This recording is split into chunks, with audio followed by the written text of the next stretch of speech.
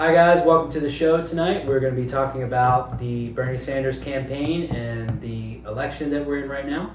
I have here with me my co-host Don Ford from the Bernie Grassroots family, and we also have two guests with us, Lee and Dave, and they're interested in finding out more about Bernie Sanders, so we're going to give them some information that we have and just have a discussion. We're going to talk about delegates, superdelegates. We're going to talk about the primary process. We're going to be talking about why we're still in this and what we can do to help Bernie Sanders get the Democratic nomination and the presidency. We're going to talk about top ways you can volunteer. We're going to touch a little bit on Trollgate, which happened this past week, and also we're going to give an update on the election fraud in New York and talk about the affidavit ballots and whatever else we get into. Sure, yeah. No, there's a lot of... goes on and on, right? It just keeps going. There's many factors here. here. The pile keeps lumping on. Okay, so first off, I have a question. I know we've been talking a lot about it, but what exactly is a delegate? What is their role, and what do they do? So do you want to take the first stab at that? Okay, the first thing I want to say about delegates is if you just think of the actual word, it's pronounced, normally that word is used a little differently. You say delegate, right? So when you delegate to someone, you're assigning them a task, basically. So the delegates, basically, the voters are delegating their right to vote to these elected people that will then go on to the Democratic Convention, which is like the Super Bowl, basically, and that's what's going to determine the final nominee. Okay. So they have a big vote with all the delegates. So you're not actually voting for the president or the nominee. You're voting for these delegates that represent you, and then they're going to go and have a big vote. And they're represented through your district of where you live. Yes, a congressional district. So that sounds sort of simple, right? Okay, so of course that's a lot more to it. Of course that's a lot more to it. So basically, the delegates break down into a series of systems depending on the state, and it's completely different. In some states, caucus has sometimes a 3-stage process where, the caucus that you're familiar with, where the people come and represent themselves instead of voting at the voting booth. And they have a similar process that continues on through their county and state conventions, where the delegate process can still continue to shift. Now, there's still an at-large process in every state, which is a separate set of delegates that people vote on. And there's a separate set of delegates that are, like in California, for example, there are our normal delegates, which are in either the one side of the Democratic camps, the at-large delegates that are voted on for the convention in Long Beach, and then it's like basically governors or elected officials can become delegates as well. So it's very simple naturally. It's very... So then what's the difference between a delegate and a superdelegate? Okay, a superdelegate is a completely separate beast. Oh. They're not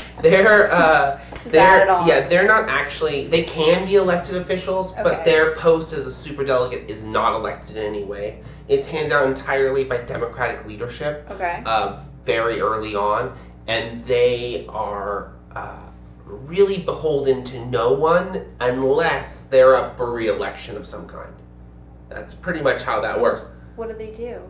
So basically the superdelegate is created for what they call a grassroots disruptor. Now when they say that, I don't know if they necessarily mean Bernie, but it certainly is working out that way. Generally they mean a third person who's causing a lot of ruckus. Now in their minds, I'm sure they don't see it as too much different, but right. And it's and also for when a situation arises where a candidate doesn't get the amount of delegates that they need to win the nomination, which is basically one more than half, which is what they call simple majority. If a candidate is unable to reach that, then the superdelegates are supposed to put them over the top to get to that number, which is 2,384 delegates. So in total, there are 4,766 delegates. 4,051 of them are pledged delegates, which is what we're nominating when we go to the primaries, and then 715 of them are unpledged. Okay. So that's basically how it breaks down. But you need to get 2,384 delegates to win the nomination. So during the primary process, you're only going for the pledged delegates, Okay. right? Even though the mainstream media likes to include the superdelegates in their reports when they show, oh, Hillary Clinton has 488 superdelegates, and they add that in like it's all one thing. But in reality, they only vote at the end if needed, if someone doesn't reach that majority. I just have a question, just to be clear, so that the number of the plus 2,000 delegates that you need is basically representing from each sort of congressional county from around the country. So if you get all those votes, then you get the nomination. Those are by state at this because you want point. to be represented by everybody. Well, this is why it's a little more complicated, because the delegates break down from larger numbers into smaller numbers at the convention process, and there's a voting thing. So basically, it starts with really big numbers that break down to just a few numbers. So you start with, like in California right now, we had 1,500 people running for delegate positions. Only a few hundred of them are going on to Philadelphia. Okay. And only so many of those are going to be Bernie delegates in the first place. So that number is whittled down through first the caucus convention process into people that win, and then the state process from there into lower numbers. And then we'll actually have the numbers that are going on to Philadelphia. And so Philadelphia is where the Democratic convention is. this year, yes. Okay. Yes. And so the actual rule for superdelegates, just to be clear, is that they're intended to only vote if one candidate cannot secure more than 2/3 of the required delegates to secure the nomination. So the reality is whoever walks into Philadelphia and secures a vote, which is a part of the process you can do, and has the most delegates on the floor, the superdelegates are no longer an issue. Because we've all reached the 2/3. You don't need the superdelegates. We've because already- you It's have not the 2/3. delegates It's that only one. volunteer. It's only one more than half. I'm pretty sure. Well, Because the 2/3. fine. I'll take the heat on that if I'm wrong. But my understanding of the rule comes down to a 2/3 rule variance, and that was what. But that's okay. No, well, it's again, this is like a very weird and confusing thing. To win the nomination, you only need one more than half of all the delegates. Right, but that's a separate idea So- than the other thing at the same time. Well, Please. yeah. So basically, during the primary season, we're only voting for the pledged delegates. Okay. Right. So if you look at that total, there's 4,051. Right. So if you want to go into the convention with the majority, having a lead basically in pledged delegates, the only ones that are available to actually vote for you are those pledged delegates. So going into the convention, to have the majority of them would be 2,026, right? But that raises the question, well, wait a minute, I thought you had to get 2,384 to win the majority.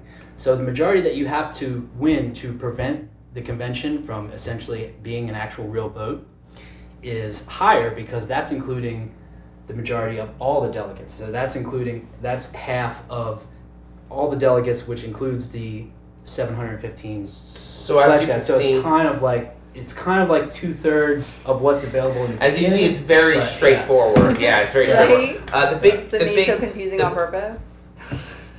Well, it's good because the process was created a very long time ago by people that knew that you can rig an election. Back then, it was even easier because there was 200 years ago there was zero.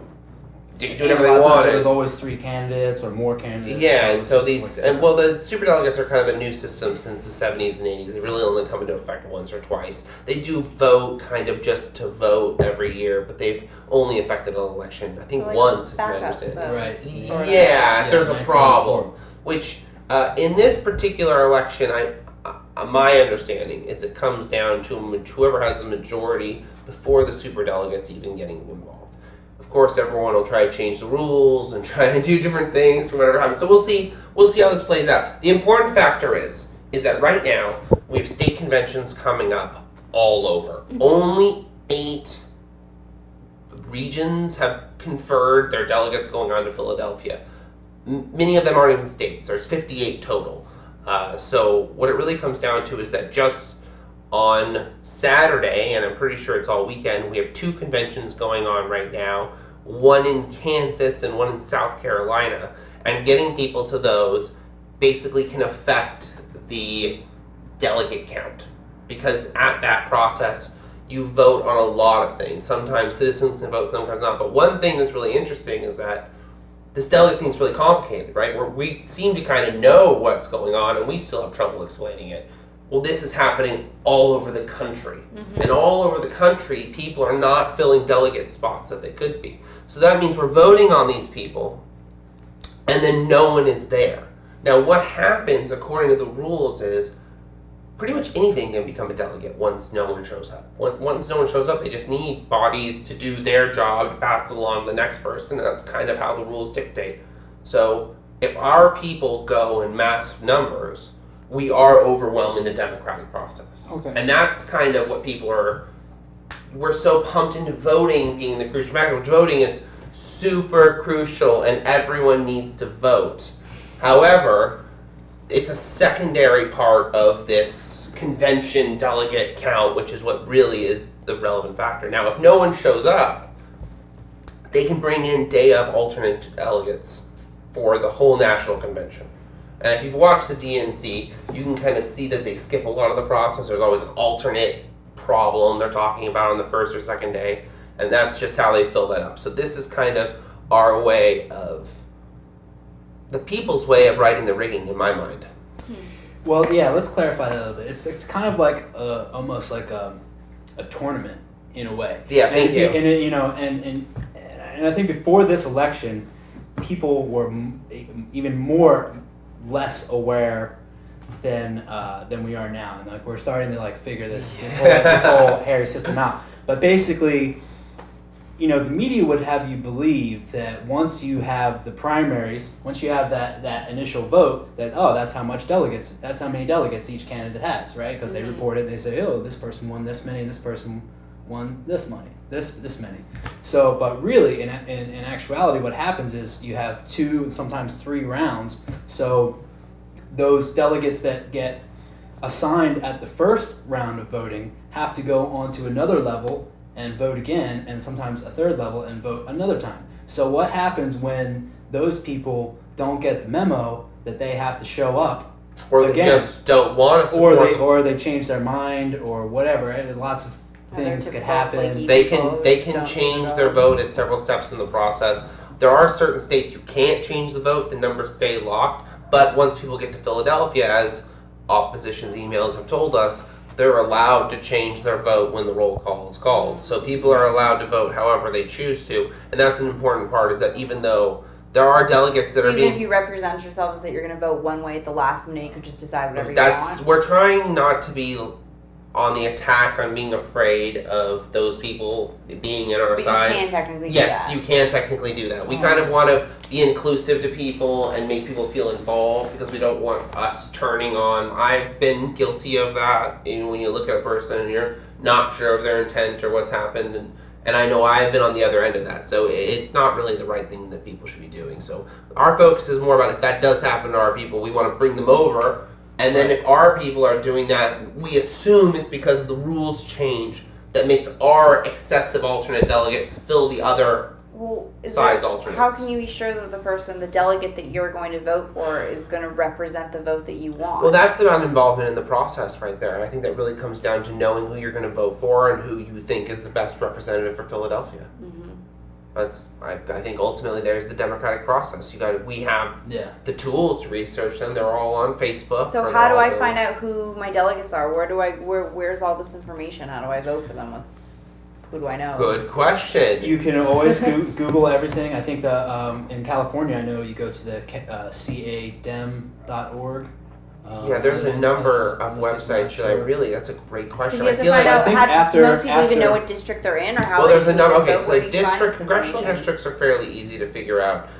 There are websites available. There's a delegate put together a website, and I'm probably going to let him talk for a minute and see if I can find it. a delegate put together a website that is specifically for this purpose, and I feel like this would be a great time to plug it. I'm a little disappointed that I don't have it off the top of my head, so I'm going to see if I can pull it up, and then they have some questions for you, and I'm going to see if I can get that up. All right, you guys have questions? So way more like Yes. delegate questions for him about like what's happening, or we can keep moving. Oh, I think we keep moving. Do So you have a moving- question? Oh, yeah. Yeah, so she was asking about delegates. What's next on your card there, sir? We have why we're still in it. Hmm. Top ways you can volunteer. Trollgate.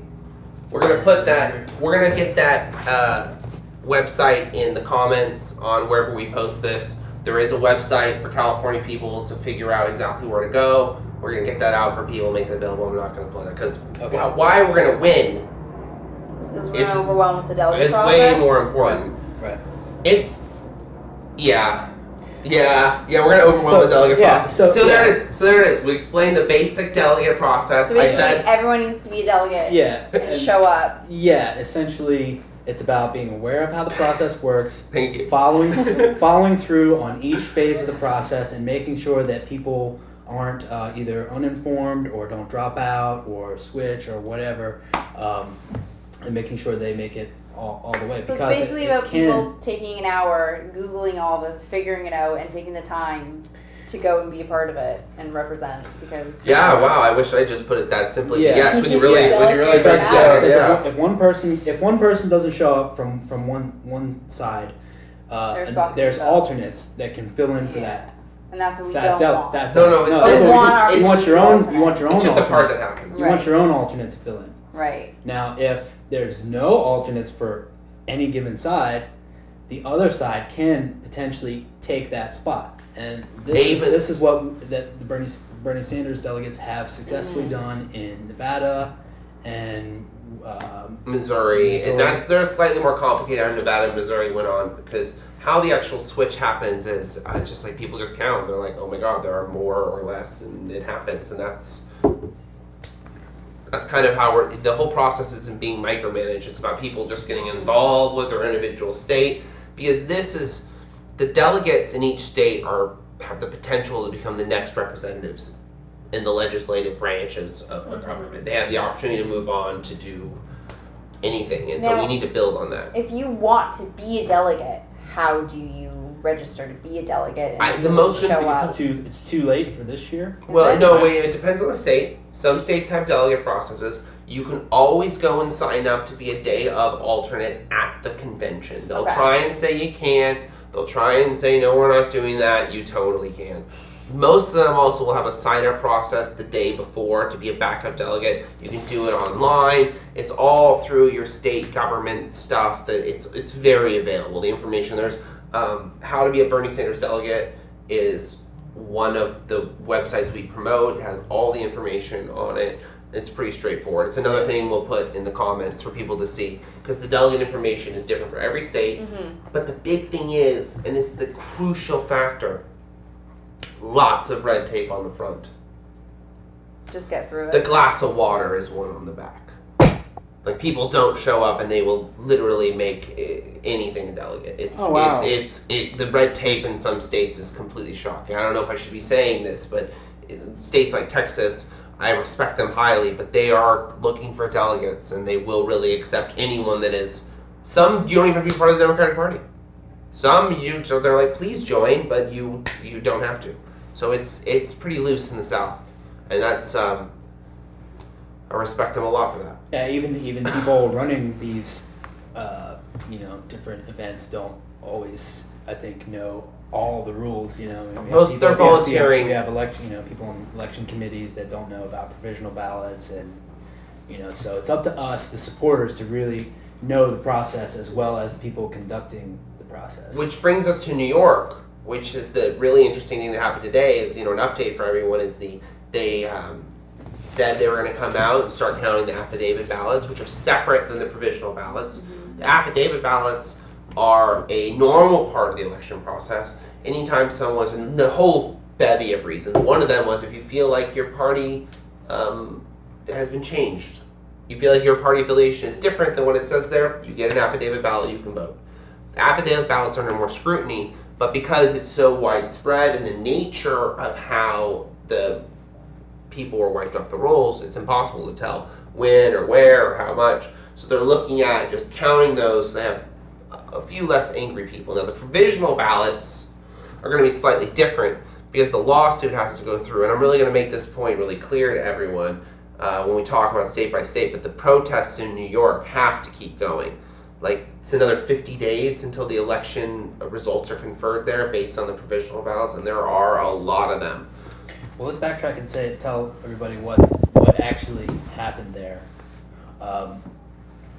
So in New York, there was a report of 126,000 people that were dropped from the voter registrations rolls, or had their parties mysteriously switched from, say, Democrat to Republican or what have you. And I believe I've heard some Republicans also being affected, but I'm not. This is so hard to tell at this point. Number. I'm not in those circles. Yeah, and it's, which is shocking because especially in Brooklyn, where they were hit the hardest, this is Bernie Sanders' hometown of all places, so it's very ironic. That's not a coincidence at Well, all. I also exactly. heard that there were enough provisional and affidavit ballots, and I want to say Buffalo. I'm not 100% sure. Yeah. It was another town that they flipped. They said there's enough to flip the whole count. Well, it's happening all over the country. We're hearing reports from California. Or Arizona was obviously the first incident.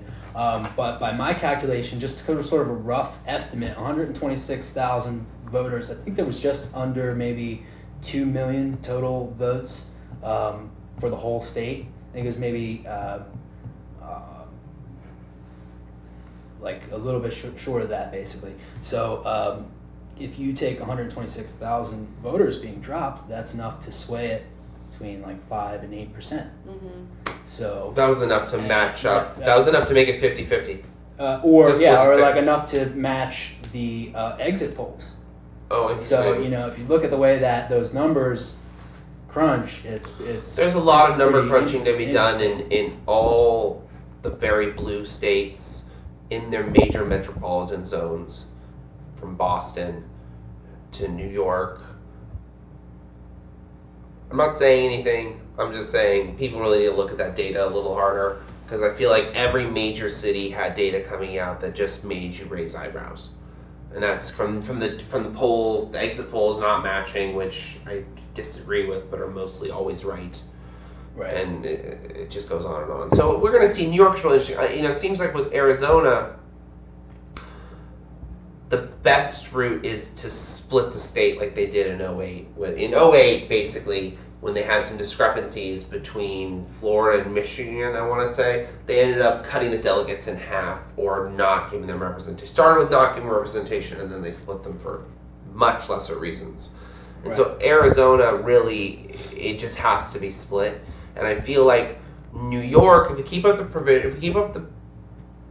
the protests, provisional ballots get counted, lawsuit goes through because it completely has grounds. Then those get counted. New York gets a more reasonable delegate exchange because there's a lot of delegates in New York. And okay. Now California, it seems like though, they're taking a little bit more responsibility. In New York, Arizona, it seems like everything is kind of just sort of being shut down. There's the resistance. It's a little more extreme. Yeah, exactly. Just at least to in New York, they clarify. So New York fought to have an open primary, and an open primary means that if you're registered to be independent, that you can vote for a Democrat. Well, no. Like you can vote for so Bernie? first off, if it's an open primary, yes, you can vote for any ballot if you're an independent. Now, unfortunately, New York is actually a closed primary. We were trying to figure out a way to potentially. There is a bill going through in the assembly right now to open the primary. The languages or the elections. The election's very very straightforward. It was being pushed and moving. I think it was a lot to ask in the time we had since we found it. We found it about like 8 days before the election. That's pretty unreasonable. It did get an incredible amount of traction. It was pretty far-fetched, but it was made basically an emergency tactic to say, look, we have all these people whose voter registrations are disappearing. Well, how can we solve this problem? Well, we'll just let everybody vote.